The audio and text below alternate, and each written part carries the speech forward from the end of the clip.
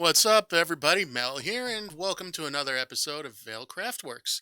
Today, I was asked to do a video on some of the materials you need to get started in the hobby. Now, whether it's miniature building, model building, or terrain building, I wanted to go over some of the basic ingredients or materials that you would need to get started. So, the first, and I think you'll all agree, my most important thing is empty cardboard boxes. It's great to use these for a lot of things. You can cut them down. I usually cut them down along the sides here and cut them into usable just planes that I can then cut and measure and make everything I need to do with this pretty straightforward. So this is like your one of my base materials. Now, right along with that, and you guys will see this coming, I'm sure, is my trusty styrofoam plates. Again, these are very inexpensive. Those you get with everything, but these are very inexpensive. I highly recommend just going out to the grocery store or, hey, your local dollar store, picking up a pack of 50. Shouldn't cost you more than $2 or $3. And, just have these around. These are really, really super useful. Now, the other thing you're going to need, and this is really basic, a ruler. I have just like a dollar store. I got three of these for $1. You can get a metal one if you want.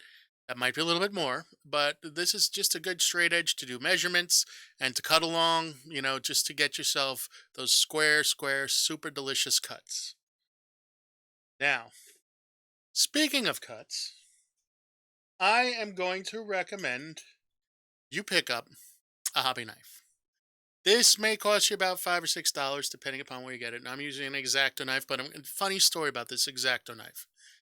I literally was given this by a friend a long time ago. I have had that for a very long time. It is a very durable tool. And the only thing you need to really replace is the blades. You can get them pretty much any hobby store will have them. Staples or your local office supply store will have these in stock. And you can go. The blades aren't terribly expensive, and it's definitely worth it to invest in this. This will be one of your most useful tools. Now, along with that, you're going to need glue. Now, a hot glue gun, I'm definitely going to recommend. Um, your basic hot glue gun from Staples or really any office supply store or Amazon, it's not going to run you more than $5, $10. If you want to get fancier, yes, you can get more expensive ones. You could check out Adam Savage's page, his YouTube channel. He has a couple of great recommendations, but those ones are definitely more pricey, but also probably worth it for a very long time. But aside from hot glue, your standard and all right, I will cover this up. Well, Staples, if you want to sponsor, I'm open. But just really just your basic PVA glue. And this is all this is. This is just a standard glue. This one is clear. I like that. And again, just a basic crazy glue. This is a super glue, crazy glue, whatever you want to use. Super glue. This is useful for putting models together, things like that. This may seem very basic. I'm sure you all have one of these in the house, but a pen and a pencil. Pencils are great when you're working on cardboard. Mark something out, you can always erase it. Pens are great. I always use a ballpoint pen when I'm drawing on bricks or wood grain on top of styrofoam. It's a great tool. People don't realize but this is a very good thing to have. Uh, Another one, pretty easy, toothpicks. I mean, you can get toothpicks at your local grocery store, probably your local convenience store. Just get a pack. These ones, I think, literally, I did find the price at $1.99, and I got like 300 in here, and I have another one right behind me, so should not need any more of these. Um, Basically, along lines with that, uh, popsicle sticks. I have quite a few here, as you can see, getting better at angling things. But yeah, quite a few there. I think I bought this cost me $4 for, and there's double the amount because there's more that I actually have in a drawer. Uh, that's great for adding wood details onto things. And when you think about popsicle sticks and toothpicks, there's one other thing I want to show you. 5-inch wood stirrers. Just to pull one out here just to show you what they actually look like because every wood stirrer is a little bit different. Um, but these ones are just your basic plank. They're literally just cuts. They're not all uniform, so they really do have a natural like flow to them. It's not like all like completely straight, perfectly straight. It's wood, they're wood shavings. Um, that is fantastic for putting wood grain down, adding wood to the building. You can accentuate. There's a softer wood. You can accentuate the wood grain on it by running a wire brush over it, or you know, scoring it with the back of your X-Acto knife or your hobby knife, whatever you want to use. And that really, it takes stain really well. So what I usually use on those is I will take some, if I want to mix a little bit of brown and a little bit of like black together, thin it out really thin so it's really thin, like the consistency of a stain, and then stain over it. And then sometimes I'll just go over it with a little bit of a sepia wash to add a little bit of extra, to bring it out a little bit more. And it does look like an actual wood stain. So that actually works quite nicely, gives me the finish I want. Now you could always add a little bit more gray, a little bit more black to give it a more weathered look. Or if you ever seen pictures of, I mean, and I'm going to actually recommend a show here. Watch Barnwood Builders or Main Cabin Masters. I'm not getting any sponsorships, but they work with a lot of old wood that's hundreds of years old, or like just wood that's been exposed to the elements. And you'll get an idea from watching that, like the patinas that are on different types of wood. And I highly recommend just checking those shows out, even for inspiration. Inspiration, just to take an aside, can come from a number of different places. For me, my inspiration comes from watching YouTube videos, comes from listening to lore, reading things on game books, or just just having thinking about things that I've seen. I mean, a lot of my inspiration for some of the builds that I've done comes from games like Destiny 2. Or, I love Destiny 2. I love the landscapes in it. But even the fact I'm an old school Diablo player, and there's a lot of like really cool landscapes in there that give me ideas on things I want to, maybe add into a piece of terrain that I'm building. Or maybe I want to, add into uh, a paint scheme that I want to use on a new miniature. Speaking of miniatures, if you're going to be getting into any sort of model building, anything that has a plastic sprue, you want to get yourself a good pair of sprue cutters. Now, these will have, as you can see here, a flat side, and it's just your basic, just simple. I've got these. This one is actually a Zuran, which I got a Zerum, sorry, which I got at the old hobby store that I used to go to. This has lasted me 8 years. I mean, this literally cost me $6. It is a wonderful investment. They're, like I said, they're not terribly expensive, and you know what? It's worth it. You get these, you'll use it for. I use it for my Gundam builds. I use it when I build World War II. Anything that I build militaria when because I've built tanks from World War II, the Cold War, World War One. I've used these when I've built ships from all different eras, and for model cars, and for space shuttles. These have gone everywhere. I've built sci-fi models with these. I've built my entire Warhammer armies with these. These are the things that I have gotten the most value out of. You'll see behind me right there, a cutting mat is a good thing to pick up. Again, you don't have to break the bank. You can get really large cutting mats. I happen to use a smaller one for space reasons, but that's just the one I've had for again, as long as I've had this, I've had that mat. I do a lot of miniature building, so I primarily use it for that. But you can get larger ones.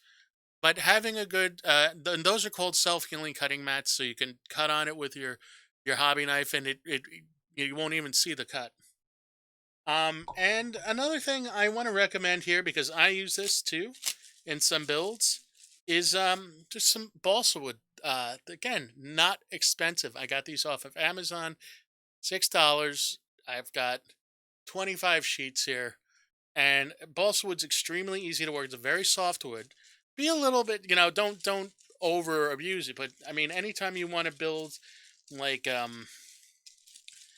wood, like if you want to make a solid wood door, things like that, this is a great material to use. Just carve, draw on what you want, cut it out.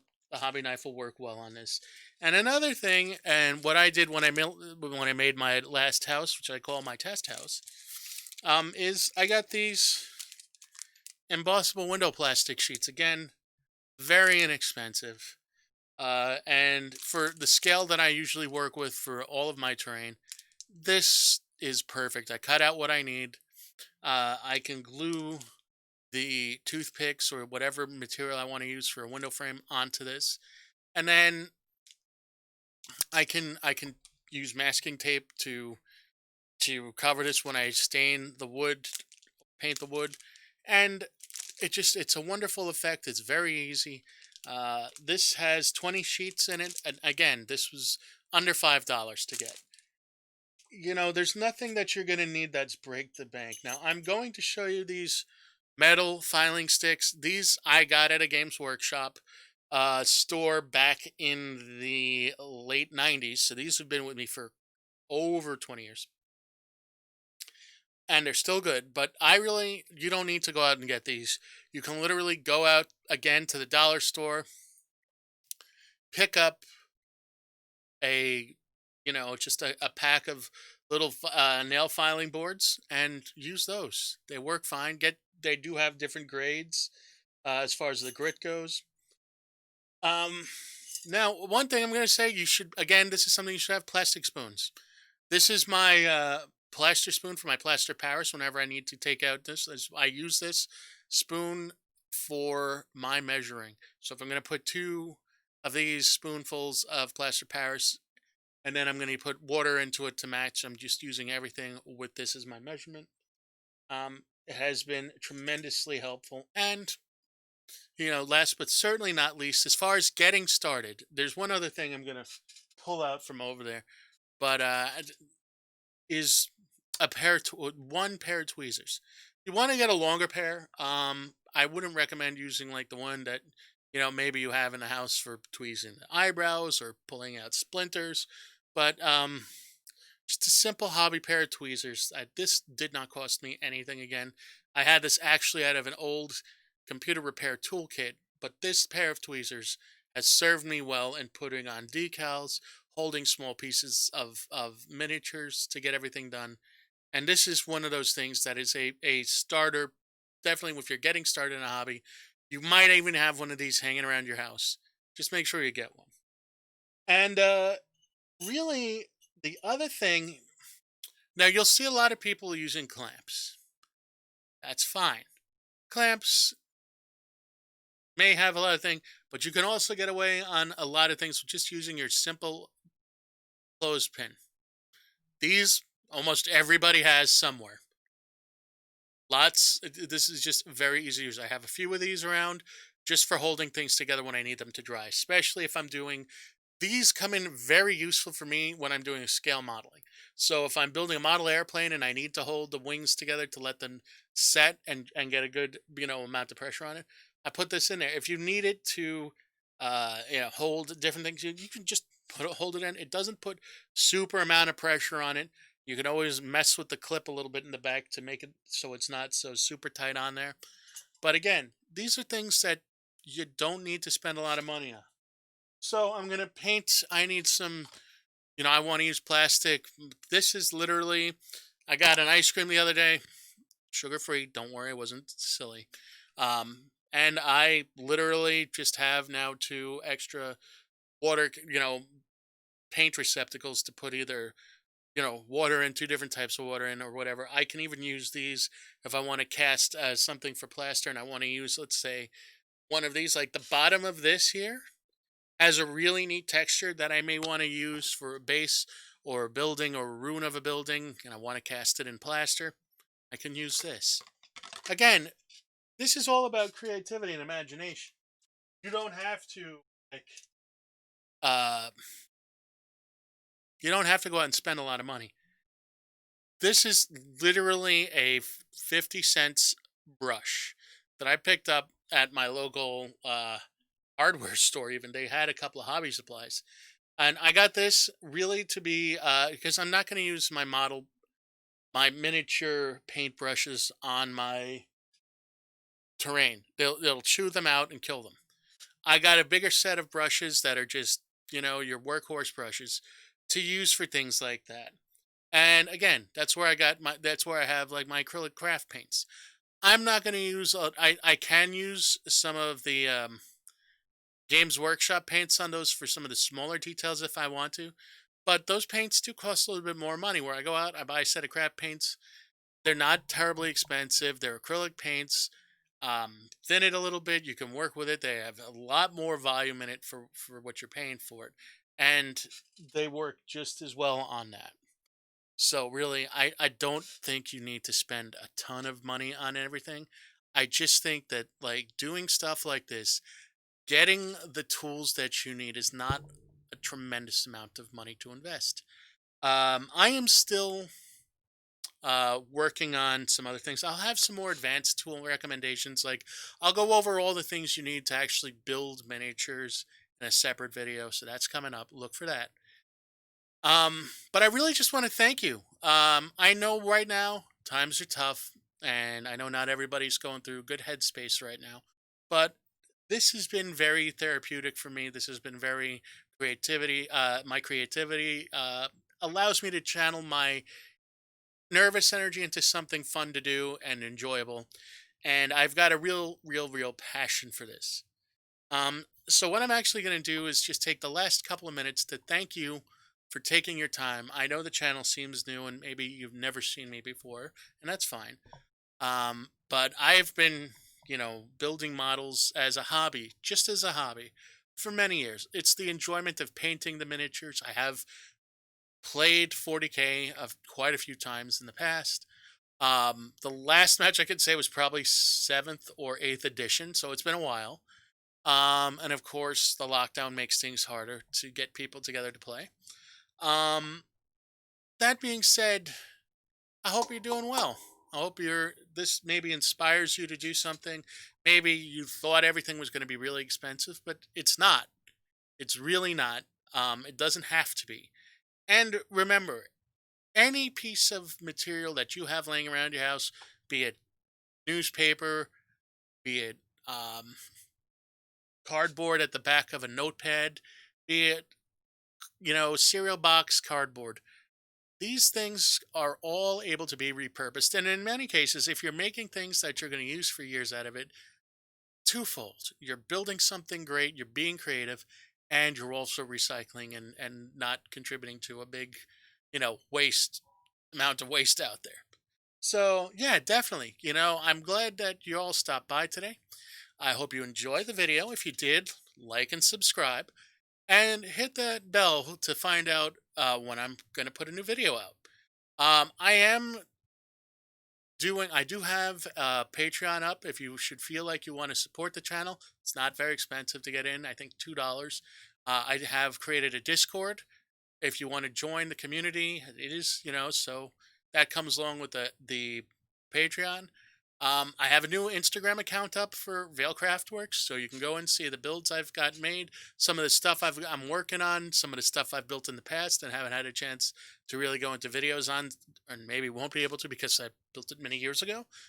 But again, I want to thank you for just coming by and saying hello. And I'd be interested to see what other materials that you guys use in getting it when you were getting into the craft as well. So leave some comments below. Thanks again for watching, and as always, I want to wish you a good day and let you know I'll see you around. Bell out.